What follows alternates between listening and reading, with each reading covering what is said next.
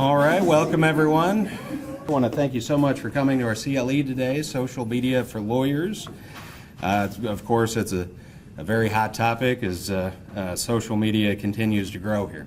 My name is Joe Lawson. I'm the Deputy Director of the Harris County Law Library. I want to go ahead and introduce my other speakers here today.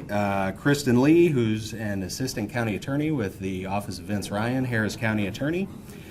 She manages the social media presence for the County Attorney's Office. She is licensed in Texas, earned her law degree at the University of Houston, as well as a BA in Communications and Political Science. And then we have Heather Holmes, Assistant Law Librarian with the Harris County Law Library. She earned her Master of Master of Library Science at University of North Texas and her Bachelor's at UT Austin. She also, in conjunction with me, manages the Law Library's social media presence, which includes blogs, Facebook, LinkedIn, lots of different platforms. And then just to introduce myself quickly, I earned my MLS at UNT as well and my law degree at IU Indianapolis. And I practiced in the area of civil litigation before I moved over to law libraries. And it was actually that time in practice that got me my Facebook account. One day a senior partner came in and said, "Lawson, you're the youngest associate here. Get on the Facebook and look at this witness." And I said, "Yes, sir. Yes, sir." And as soon as he went out of my office, I signed up for my first Facebook account and got on and tried to look up the witness. Luckily, they had set their privacy settings correctly and I couldn't find anything. So it worked out ethically for everyone. But got my first Facebook account. That's how I now manage the law library's Facebook presence. All right, so in general, why do we care about social media? Basically, social media is everywhere. As of last month, we've got 1.7 billion active users on Facebook. And then the other platforms are catching up. Twitter has 313 million, Instagram, 500 million, LinkedIn, over 100 million, and then Pinterest I've put up there because according to a Pew study, that is the fastest growing social media platform, and solo practitioners especially are starting to put law firm pages up there and personal profiles and that sort of thing. Something you wouldn't expect. Normally I go to Pinterest for a cake recipe or something like that, you know, but yeah, there you go, decorating. But it's getting a growing reputation as a robust social media platform. More specifically, why do lawyers care about social media? Well, with everybody living their lives on Facebook, that's where they find lawyers. That's where they post their vacation photos. They're supposed to be injured, but they're skydiving. And that's also where attorneys go to look at reviews of themselves and post comments about clients and that sort of, or maybe not. We'll have to find out from Kristen. But Heather is going to tell you about the marketing that social media can help you with. What was it? The ABA Tech study had more than 85% of law firms having some social media presence. Moving beyond the marketing, once you get the clients, social media is going to be a big part of your modern lawyering these days, no matter what stage of litigation or even transactional work you're in. So I'll talk about some imports there. Of course, it's not my intention to tell you how to lawyer. It's more my intention to tell you how social media fits into things you already know how to do. A big part of this, of course, is the new-ish, actually, ABA Model Rule of Professional Conduct. 1.1 is competency, and a new comment to that within the past few years requires lawyers to not only be competent in the law, but also technologies that might affect your legal practice or your clients. And just today, hot off the presses, this is a growing area in the B&A Lawyer Manual on Professional Conduct. We just received this in the library. Florida becomes the first state to require a CLE specifically in the area of technology. So it's going to go from a novelty to a necessity very quickly here. And so we hope to share some information there. And then, of course, Kristen is going to talk about the ethical considerations that you need when managing your marketing presence or when you're doing your legal tasks using social media. All right, so Without further ado, I'm going to hand it over to Heather to talk about marketing. Okay, so to kick things off, I'm going to talk about what social media is, why it matters, who uses it, what they use it for, and how it can be part of an effective marketing strategy. And I'm also going to then give an overview of some of the mechanics of using Facebook and LinkedIn, because those are the two most popular social media platforms for lawyers. We'll also take a brief look at Twitter and Pinterest, because although they're not as widely used, they are growing in popularity, so we'll have a little overview of that as well. So what is social media? Well, it's no longer a novelty, as Joe said. It is definitely a necessity. There was a recent white paper published by Thomson Reuters that said any client at this point expects you to have a social media presence just as they would expect you to have a phone number or a law degree. So it's that critical. It's no longer optional. And the good news is that if you have a social media presence that's not especially active, or maybe you don't have a social media presence at all, it's never too late to start. And being an attorney, of course, you already understand the importance of building a professional network, of connecting with your community, of generating business through word-of-mouth referrals. And so that's really what social media is. It's just an opportunity to build connections, build your network on a larger scale. The key to social media is that it is interactive, and that is the real value of using social media. If you don't leverage the sophisticated networking structure that is part of all of these different social media platforms, you're not getting the full benefit of what you can actually achieve with the social media platform yourself and part of your branding strategy. When you do post, you want to be informal and conversational. You want to be you want to come across as human, I guess, for lack of a better word. You want to show people that you are approachable, that you are accessible, and so it's no longer just a matter of posting baby pictures and hooking up with linking up with people that you went to high school with. It's really beyond that, and people are using it for professional purposes. So when you do post content, you want to, because engagement is so important, interaction is so important, you want to do it in the context of interacting with people again. So include a call to action. You can say just conversationally, drop me a line, give me a call, leave me a comment, that kind of thing. People want to know that you are open. Let's see. If you're a smaller community-focused firm, your clients expect you to share part of yourself with them before they're going to share their personal needs with you. So it's important to build some trust. You can express your shared values, experiences, and sentiments through social media, but it's important to remember that social media is not a discovery tool. So by that I mean, when searching for an attorney, most people are not going to go to Facebook to search a lawyer. They will probably go to Facebook knowing someone they want to search for already.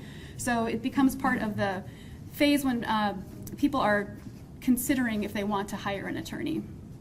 So it's important to make a connection with those people. Let's see. Okay, and so why is this important? Well, according to a recent poll by findlaw.com, 45% of people use social media to evaluate professional services, and a full 40% of them are more likely to use a lawyer with a social media presence. 24% of lawyers, according to the ABA Tech Report, say that they've had a client retain them directly or via referral because of their online networking. And as you can see, there's a strong presence of attorneys in various social media platforms. LinkedIn is the most popular, both for firms and for personal presence. 85% of attorneys have some website, whether it's very fully fleshed out or not. They do have some presence online, so that's their means of electronic communication, but it doesn't have that same interactivity that social media offers. Let's see. And so this is really increasing quite a bit. In 2012, there were 55% of folks maintained an online presence, but that's increased quite a bit in just the last 3 years. And what are they using it for? Career development and networking primarily, which makes sense because LinkedIn is the most popular network. Client development, education and current awareness, and then case investigation, which Joe will talk about a little bit more here in just a moment. But I'm going to discuss some of the best practices and some of the things that you want to do when you are using social media. You want to maintain consistency across all of your platforms. You want to make sure that you use the same branding, the same logo, the same colors, the same photograph across LinkedIn, Facebook, Twitter, Pinterest, Instagram, whatever it is that you're going to use for your social media outreach. And as I said, you want to use a conversational style to show that you're open, that you're approachable. You want to be human and authentic. And I think I've seen the term used, calculated authenticity. So when you do post content, the question maybe comes up, what do you post? Well, because people want to see that you are more than just a business. People flock to social media because they are trying to get away from the real mechanical, cold, corporate phone trees and form letters and things like that. So if you use that as your approach, you're going to fall flat. You really need to engage with the people who are potentially going to hire you. So what do you post? Photos are important, photos of community events. Maybe if there is an attorney in your firm who's involved with Big Brothers and Big Sisters, you can post something like that. What are you doing for Breast Cancer Awareness Month? Maybe even a link to an inspiring TED Talk that you find interesting because people will see that that's an interest that perhaps they share with you. You might post photos of the staff anniversary party at the office, a charity golf event, any of those things that make you look human, that you're part of the community. Let's see. And then moving to LinkedIn. Okay, so we're just going to talk about some do's and don'ts of using LinkedIn. You want to treat your profile like a professional brochure. And so, as I said, you don't want to come across as cold and corporate, but you definitely want to maintain professionalism. And just as a matter of politeness, when you do update your profile, if you turn off your notifications, that's just kind of a polite thing so that people don't see every time you make a change to your profile what you've done. Let's see, you want to be active in groups, but choose your groups wisely because, of course, people will judge you based on who you keep company with, and so you want to make sure that you join groups that you can be active in and maybe not choose too many because you can only manage so many connections, especially if you're using more than just one social media platform. You want to nurture your relationship. So once you've made a connection with someone, don't just simply connect and forget them. Maybe get in touch with them and say congrats when you see that they've received some special recognition or something like that. And let's see, you want to keep your contacts open. These are some don'ts. You don't want to connect without researching first. You want to make sure that the people you're connecting to, again, just as when you join groups, are good connections. You also don't want to just use the default join my network message because it seems very impersonal. So instead say something like, I enjoyed seeing you at the CLE last week. Your presentation was terrific. I'd love to learn more. Can we connect? People really feel like you've made a personal connection with them that way.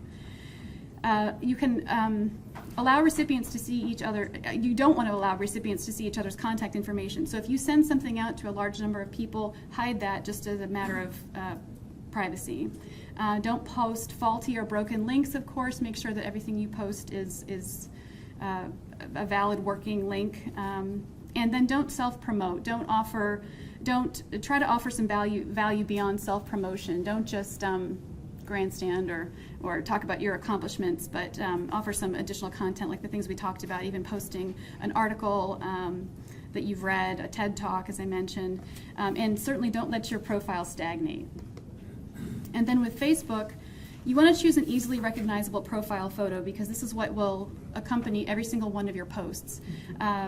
So you want people to be able to recognize you, and you want to optimize your profile. So complete the About section absolutely, because this is the first place that people will look.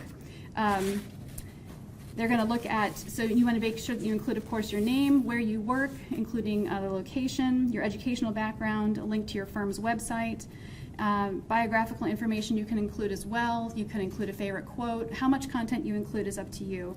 At a minimum, do provide the essential data that people need to find you, because Facebook will leverage that data to suggest other groups and people for you to connect with. So it's important to include your address. Make sure that you're in Houston. So Facebook will leverage that to connect you to other folks in the geographic area. Let's see. You want to customize your friend settings. You can create specialized lists because the point of social media, of course, is to target. So if you can create targeted lists and really focus on any particular group, you'll get more mileage out of your communication with them. And then Facebook Insights. These are the analytics. So this is a feature that allows you to see how your posts are performing. It will give you insight as to how many people have viewed your posts, how many people have liked your posts, how many people have commented on your posts, and that's important. It's also important to post at peak times of day. They say between 1 and 4 o'clock in the afternoon is when most people are going to engage and are most likely to comment. And as I said, and I mentioned it twice because it is so important, don't leave your about section blank. Definitely that's how people are going to learn about you. And as I mentioned, don't forget to include your geographic location, that's vital. Don't post too often. In fact, it's better to just craft higher quality posts instead. And don't forget about using multimedia. People, of course, like pictures. People like images, people like visuals. In Facebook, you can now use video, and so you can use that to engage people a little more than just text on the page. Don't be slow to respond because that interaction and engagement is so important. And then of course, as you would suppose and guess, is that you don't want to post any controversial or reactionary content. If you have a heated conversation with a client behind closed doors or even by email, that's not the same thing as having that heated conversation over social media where it could live for days, weeks, months, years. So as they say, act in haste, repent at leisure. So you have to make sure that you are careful in what you post. With Twitter here, you want to create an authentic feed that grows organically. Twitter is much more kind of real-time interactivity oftentimes. It's not as user-friendly as some of the other platforms, but it allows you to really share and curate some value-added content for your followers.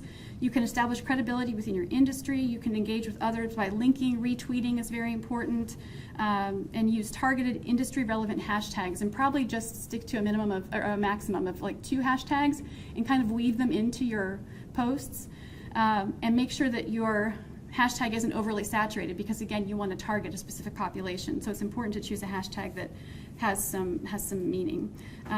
Pin posts to your profile to drive traffic to your website, so that means it won't get lost in your Twitter feed. And then Pinterest. Pinterest is, if you're not familiar with Pinterest, it's just it's a platform for allowing you to post images, and 80% of all pins are repins, so it's a very interactive kind of platform. Pins are, as I mentioned, the images that you pin to your pin board. The pin board is where you categorize your pins. You can follow groups like law schools, bar associations, legal media outlets, and then selected personal interests to give people a flavor of who you are, again, making that personal human connection. And that's about it. I've probably gotten through this a little more quickly than I should have, but that's the basics of social media, what it is, why it's used, who uses it, and for what purpose, and how it can be an effective part of your brand strategy. So that was an excellent overview of how to use social media to attract clients. Now, when you have the clients, you actually have to represent them, and you can use social media for that as well. I'm hoping these are softballs, that anybody who's litigated has counseled the client how to communicate with others about their case, serve process, submitted discovery, and also gathered evidence. If the answer is no, that might be a different CLE for you, but right now what we want to talk about is how CLE, or how social media has import into these areas. And these are actually the areas identified by one of the leading authors who happens to be a Texan in the area of social media law, John Browning. As I was doing research for this presentation, I found his name on articles in the Texas Bar Journal, the Houston Lawyer, State Bar CLE materials, blogs everywhere. So if you want to find an expert, he's it. And we have some of the materials right up here that he's written that you can find any day of the week in the Harris County Law Library. All right. So the first one there, when counseling clients about how to communicate on things like Facebook or Twitter, you have to be cognizant of the fact that there are different ways to post information on these platforms. So taking the Facebook privacy settings here, you can limit the number of people who can find your page entirely on Facebook. You can also limit the number of people who can see the things that you post on Facebook.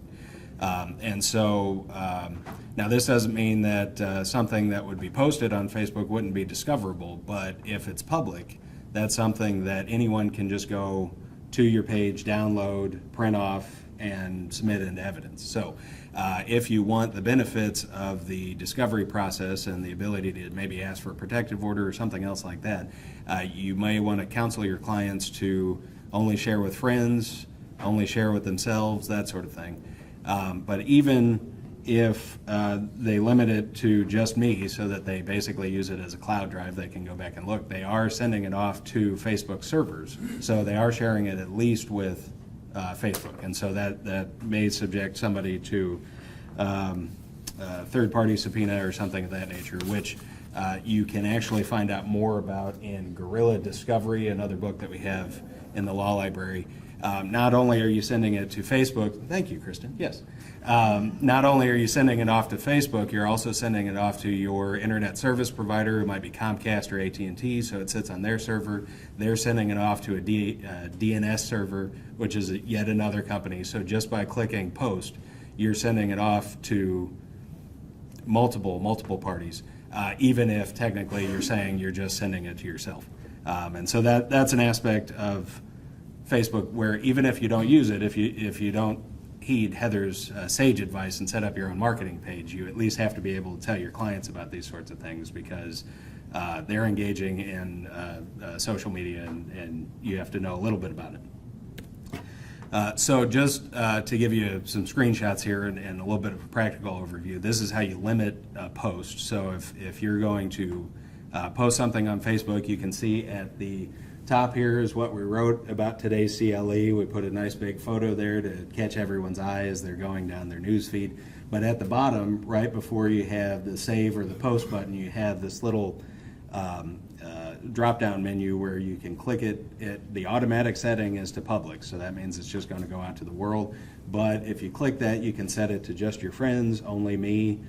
You can click the custom button and actually limit it to individual people, so there are some ways to limit that, and as long as, for instance, the opposing party is not one of your friends, they shouldn't be able to see it without hacking. That's a federal crime and all sorts of other things. But the point is that you at least have the opportunity to get in front of a judge and say maybe no, rather than just letting it go out to the public and turn up unannounced and somewhat surprised there. All right, another area that is growing for social media use is service of citation. Now, Browning did not cite any Texas cases, and I'm not aware of any Texas appellate cases where service via Facebook has been hashed out in Texas, at least. But Browning suggests that there is the potential under Rule 106B of the Texas Rules of Civil Procedure for substitute service via Facebook. And a New York court actually made a splash at the end of 2015 by allowing a party in a family law case to serve via a Facebook private message. So what you get into here is when you're asking a court to serve process via an alternate means, you have to basically articulate how you're going to serve them. So you have to know, are you serving them in a post, a message, a tweet, a pin?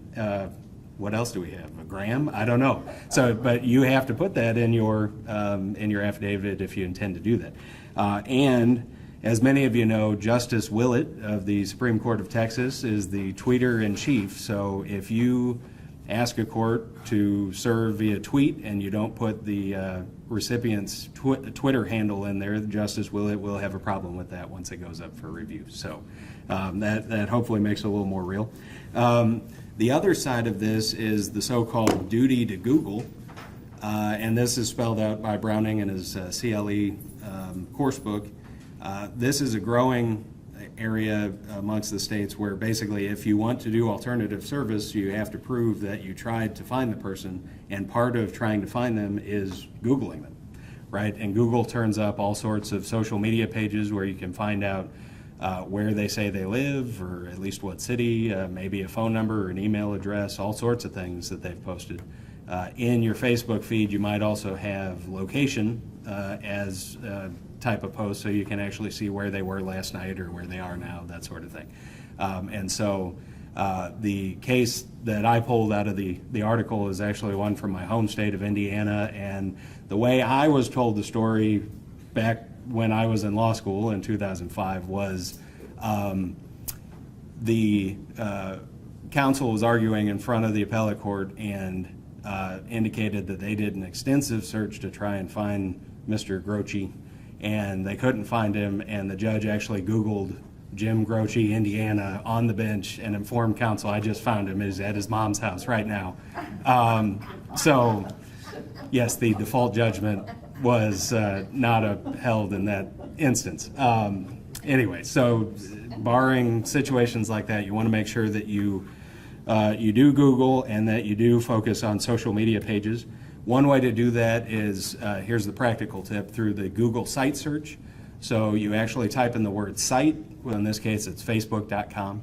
That way Google is only searching the Facebook websites, and you don't get all the other junk, like the free phone ads and the would you like to search for this person on Ancestry and all the other stuff like that. You can actually focus in on their social media profiles. And this works for any website, so if you want to look for somebody on Twitter, Instagram, Pinterest, any of those, this will work. You just put in the URL and then their name afterward, and you can narrow it to that, so that Google will only return the results from that website.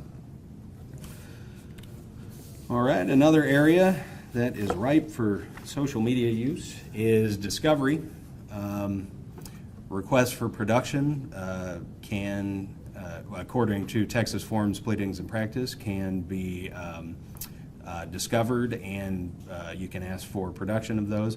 In this instance, it's a little small to read here, but paragraph 1 from the sample form, which is in it's chapter 95, I believe, form 100. It says to produce any and all documents related to a website that you maintain and post to. So strangely, this can be both way too broad and way too narrow, because technically I post to Facebook. I would have to produce every page from Facebook, which I can't do, but also that would cost way too much and all that. So I can't produce everything from Facebook. But let's say we narrow it down just to my timeline. If I only produce what I post to my timeline, you're not going to get all my comments that I post on other people's timelines, and so you might miss a pretty broad array of information that would be useful in the discovery process. And so you can see how knowing a little bit about social media can inform how you do your lawyering tasks that you have to do just through the course of litigation. All right. So one quick practical tip on this, if you do either send discovery and request something from somebody's timeline, or you are receiving a request for your client's timeline, you actually have the option to download your client's entire activity log off of Facebook. Twitter has something similar. And you just go into your settings, which is the first box over there on the left-hand side. In your general settings, there's a link that says download a copy of my Facebook data.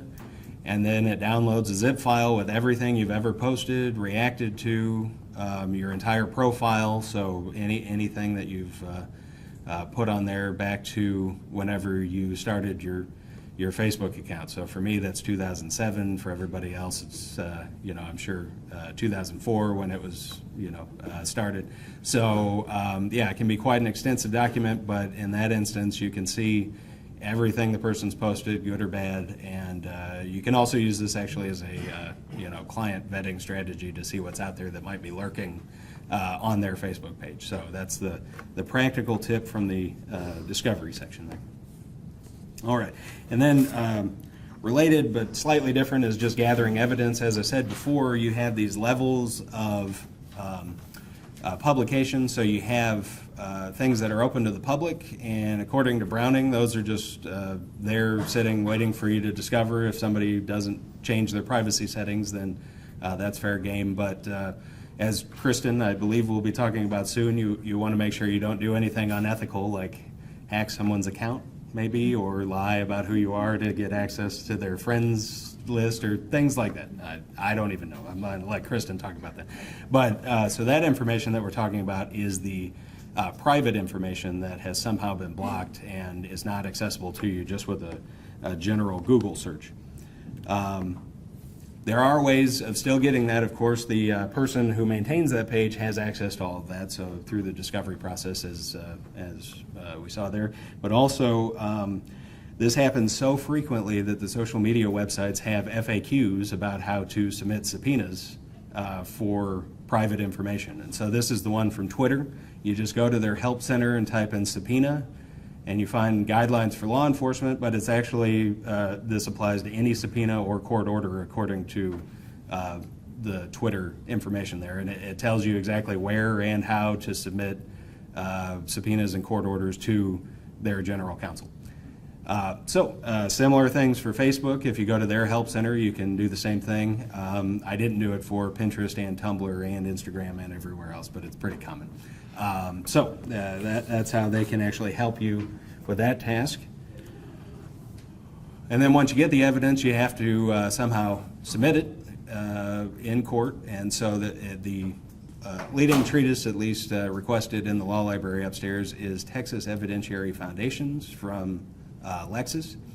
And this is a great book here. I have the page marked here with section 411. Thank you, Kristen. Appreciate it. And so this is the authentication of a printout of a social media profile page. And it gives actually a Q&A of how to question the witness about the document in order to authenticate it. And you can see here the attorney asks what type of information is posted on that profile page. So to even ask the question, to get information authenticated, you have to know the difference between, for instance, a profile page and the timeline where the posts show up, or maybe the difference between your different accounts. So how is a Twitter account different from a Facebook account? Yes, sir. Who would be the sponsoring witness if you're trying to prove up social media profile page? Sure. So the example given here is a prosecutor questioning a witness who printed the social media page off for police. In that case, it was a friend who could identify the person and who had interacted with the person based on the information on their Facebook page. Thank you. Does the subpoena, will they accept any subpoena, like subpoenas from lawyers instead of subpoena from a court? Or? Will the social media company accept subpoenas? According to their FAQ on Twitter, yes. They recognize any I forget the exact way they put it, but any valid legal process. Mm-hmm. And it was, the FAQ had a global reach, so they actually had for Twitter users who post within the United States, you send that subpoena to San Francisco, but anybody posting outside of the U.S., you send to Dublin, Ireland. Yeah. All right. So it's always good when interacting, of course, with social media, as with any other evidence, to keep in mind authentication, and that's a great resource for that. All right, and now I will turn it over to Kristen to give you your quarter hour of ethics today. Well, as Joe mentioned, I am Kristen Lee. I'm an assistant county attorney, and I manage the Harris County Attorney's Facebook, LinkedIn, Twitter, and YouTube pages. Those are all the social media platforms that we're currently on.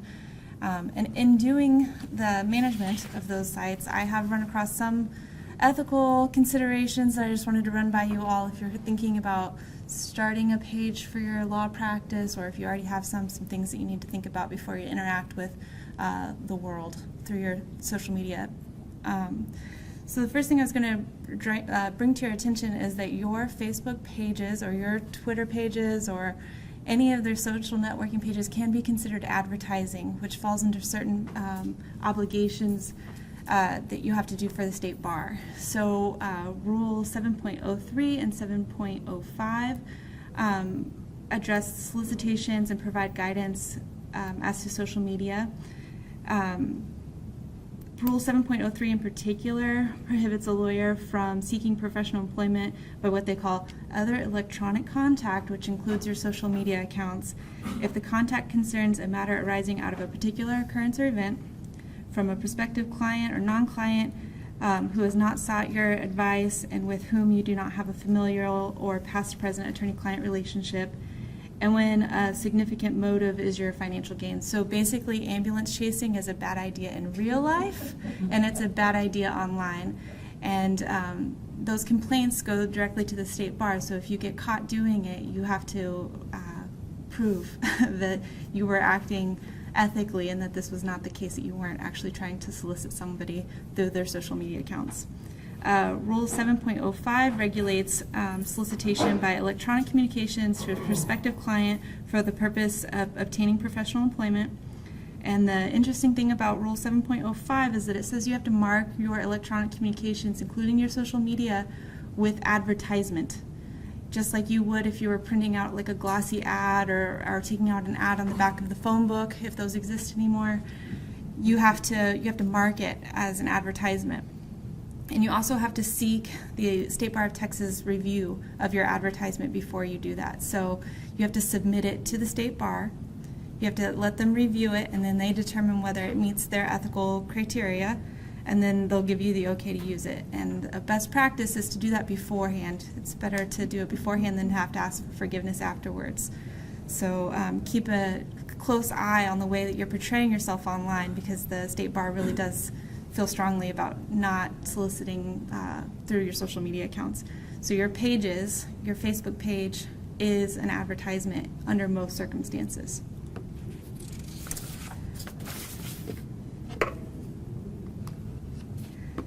So the second sort of ethical consideration I just wanted to run by you is that we kind of now have this general obligation under the law to use social media to represent our clients. We can't pretend like it doesn't exist.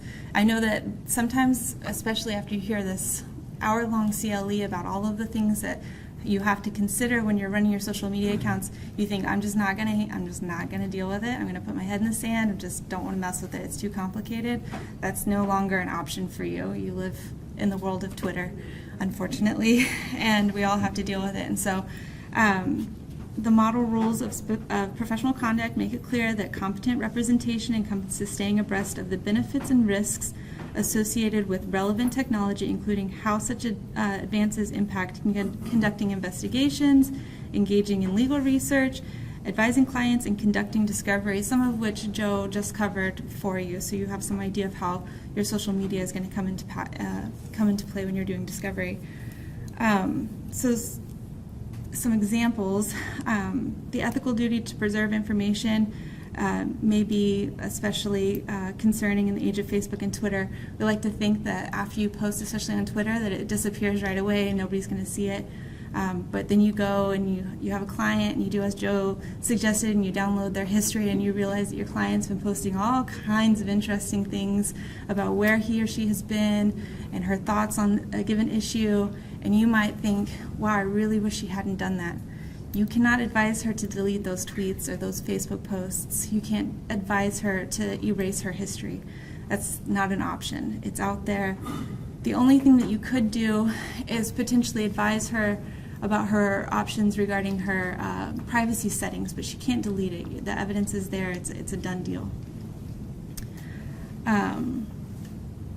Along those lines related to competency, when you go, I can understand how once you get into social media, it might get a little addictive and you feel like you really want to share with people all the hard work that you're doing to represent your clients, and you want to check in everywhere you go to let them know that you're on the trail.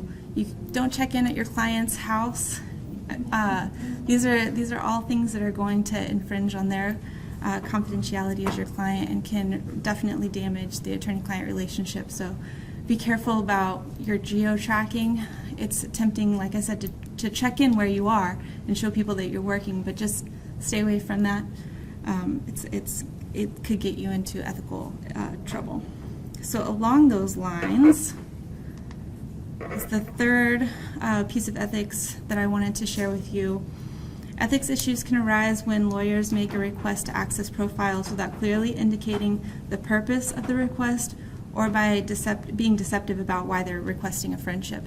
So on Facebook, if you don't know already, typically you have a profile, personal profile, with your face, and it's just about you.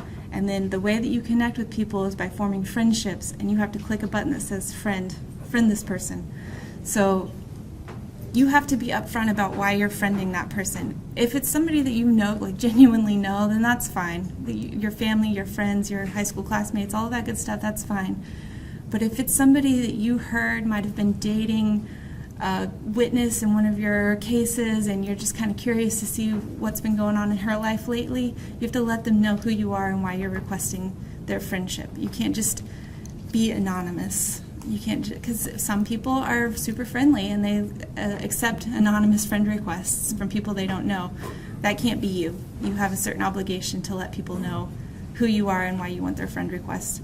The same thing is true of your paralegals and your investigators. They can't go and try and spy on anyone related to one of your cases just because they're not you and they don't have the same ethical obligations that you do. They're under your supervision, and so they're also not allowed to do those things. And there are model rules and there are Texas rules that govern both these things. So lawyers are forbidden from communicating with a person whom the lawyer knows to be represented by counsel without first obtaining consent from the represented person's lawyer. So your investigator can't go and try and snoop on opposing counsel or somebody who's represented by opposing counsel, even though it's not you. You have to give the permission, and they're probably not going to give it to you, so you might as well just drop it. And then when the lawyer knows or reasonably should know that an unrepresented person misunderstands the lawyer's role in a matter, the lawyer shall make reasonable efforts to correct the misunderstanding. So if you do somehow get this person a witness or a witness's girlfriend or whatever to accept your friend request, which is not that odd, you have to make sure that if they think that you're really like Sally Smith and you guys just have really similar taste in clothes and that's why you're friends, you have to like go and fix that. You can't let that stand. And that's your obligation. It's an affirmative obligation. You have to make sure that that's happening. And those are really the main points on ethical obligations I wanted to hit for you today, but I'm happy to take questions when we're done.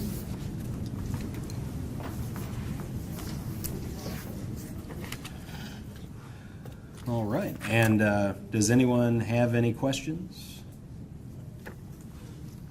Yes, sir. You talked about going into settings, I think it was in Facebook, and getting a list of all of the communications. Once you're in there, is there some way to sort, either by date, addressee, or something that would give you ability to eliminate the ones you don't want? Right.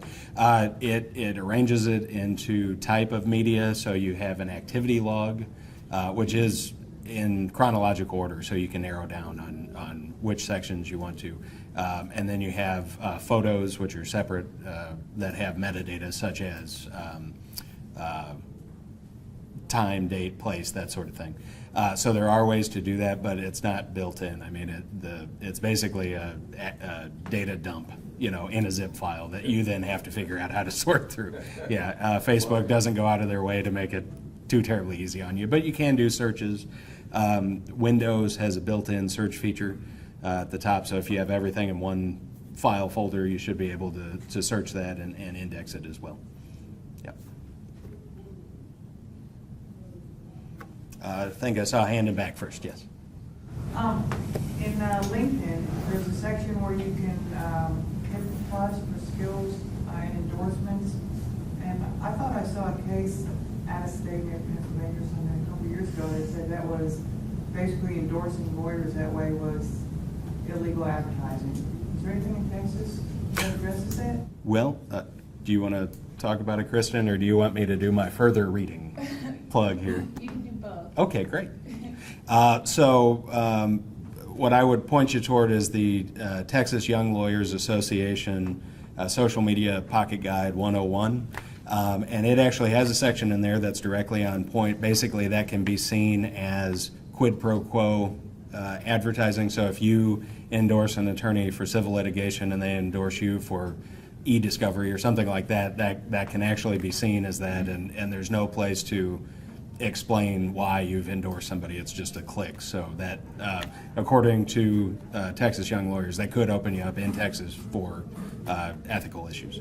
And then likewise, in LinkedIn, there's a place for you to put, I think what they call specialties or expertise. Right. And that is also not appropriate unless you're board certified in those areas. So you're not allowed to fill it in like you're, certified in family law or an expert even in family law. And you're not supposed to let other people identify you as an expert in family law unless you're board certified in that area. How do you remove it when they do? There are settings on the back end for you to just, you don't have to accept people's endorsements, and you don't have to obviously you don't have to list your own. So your own qualifications. It's just it's a matter of editing your profile, and I can walk you through it. Yeah. LinkedIn especially is great for that because you can set yourself as anonymous, although it's not completely anonymous. So when you go and look at somebody else's profile, they see that a LinkedIn member has looked at you. You can also set settings so that you can approve all endorsements, all comments, all anything. So that is actually a suggestion in Social Media 101 that if you are worried about somebody endorsing you and how that might make you subject to an ethical issue, you can set it so that you have the ability to decline an endorsement before it goes up on your page. Like Kristen said, that's in your settings, and the settings get a little extensive at points, but there's always a help document that helps you figure out what setting will help you with that specifically. Literally remove that whole module from your profile so it doesn't show up. So even if people are endorsing you and you're not wanting to spend your days making sure you're not being endorsed, you can just remove that module from your profile.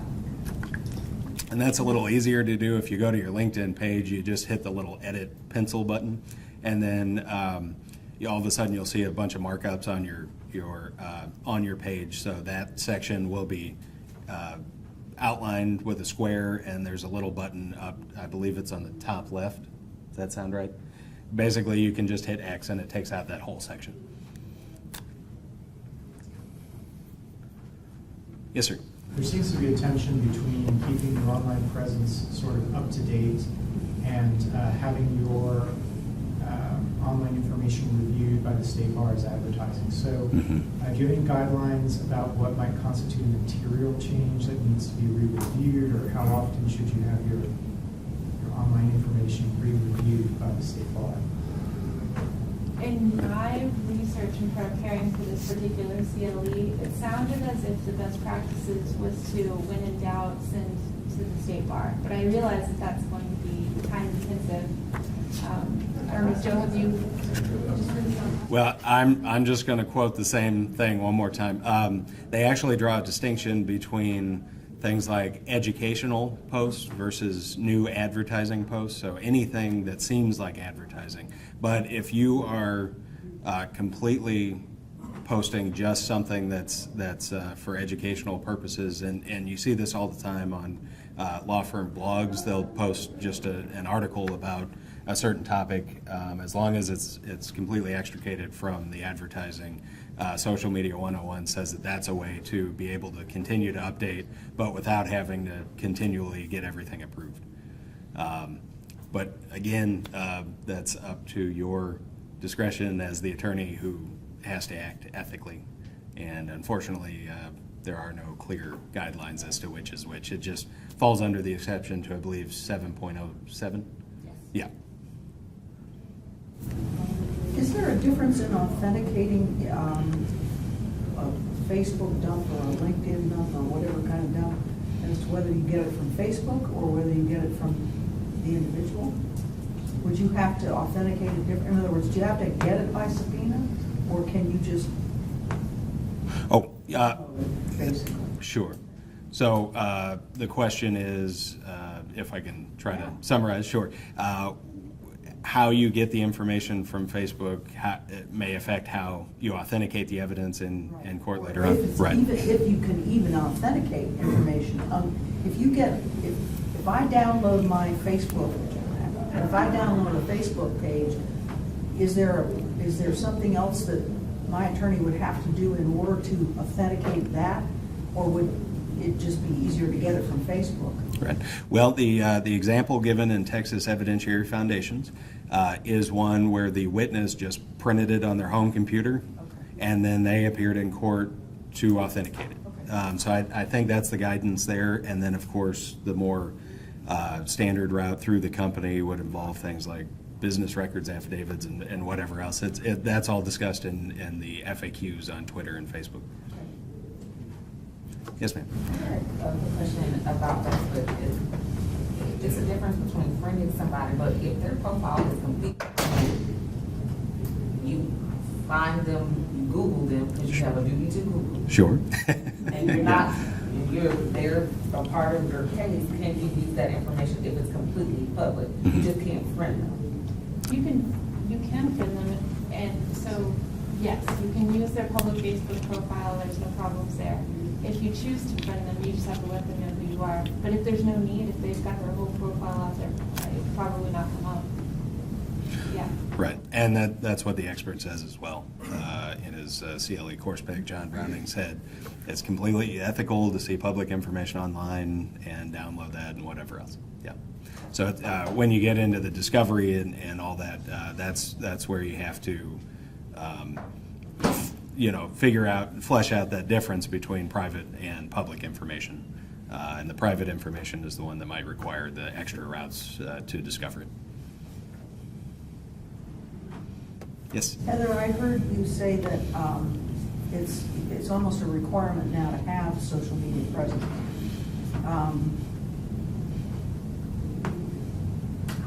How do you justify the time that it takes to have a social media presence with the time it takes to do your job?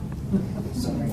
There's actually, these are really good resources here. These are LinkedIn in 1 hour for lawyers and Facebook in 1 hour for lawyers. And one of these actually mentions hiring an assistant. So